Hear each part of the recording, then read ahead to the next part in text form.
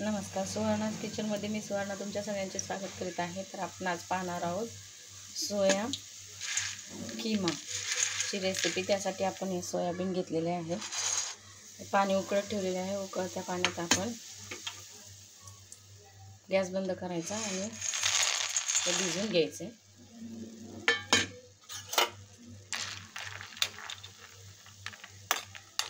हे 5 मिनिटं भिजून घ्यायचे।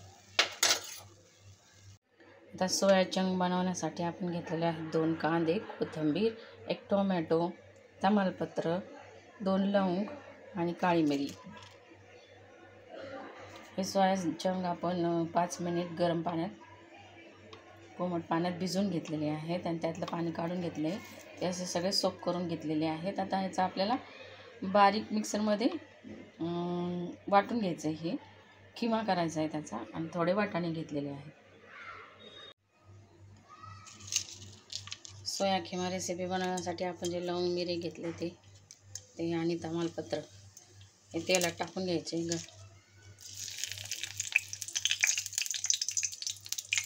हे चांगलं तडतडू द्यायचं।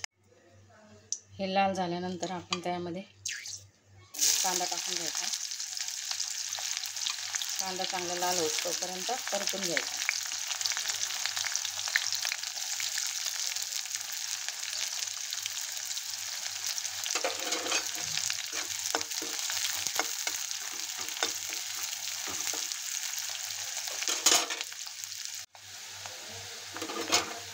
कांदा असा लालसर झाल्यानंतर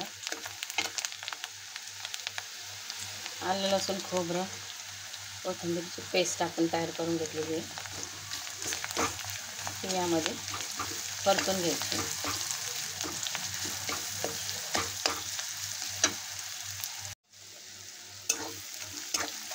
अशा प्रकारे आपण हे वाटण तेल सुटेपर्यंत गरम करून घ्यायचं। आता त्यामध्ये आपण अर्धा चमचा गरम मसाला, लाल तिखट अर्धा चमचा, चिमूटभर हळद, धना पावडर आणि काळा मसाला टाकून घेणार आहोत। आणि टोमॅटो जे चिरून घेतले हे सगळं टाकून घेणार आहोत।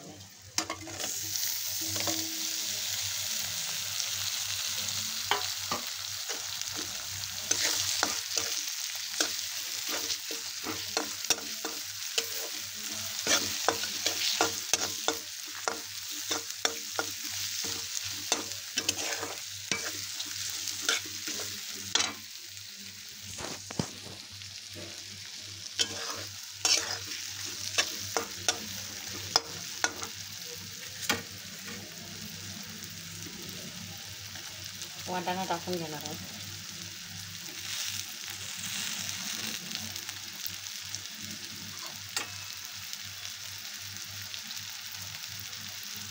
पाणी टाकून घेणार आहोत।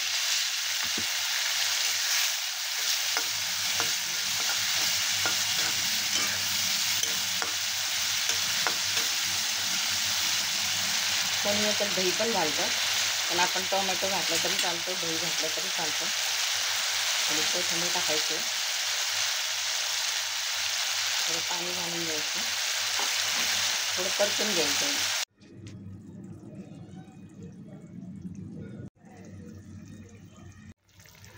अशा प्रकारे आपण सगळा मसाला परतून घेतलेला आहे।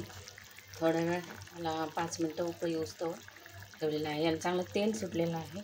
आता आपण जे सोयाबीन चा किमा करून घेतलेला आहे हा आपण याच्यामध्ये टाकून घेणार आहोत।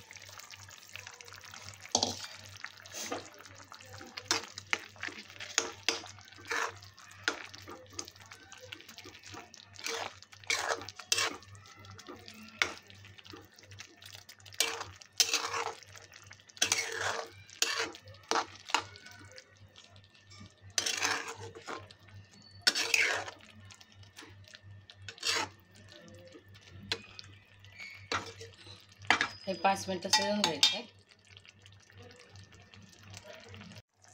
अशा प्रकारे आपल्याला सोयाबीन खिमा तयार झालेला आहे। त्याच्यावर थोडीशी कोथिंबीर भरभरायची।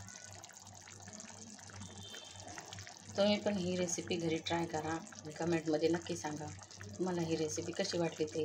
व्हिडिओला लाईक शेअर आणि सबस्क्राईब करायला विसरू नका. बाय.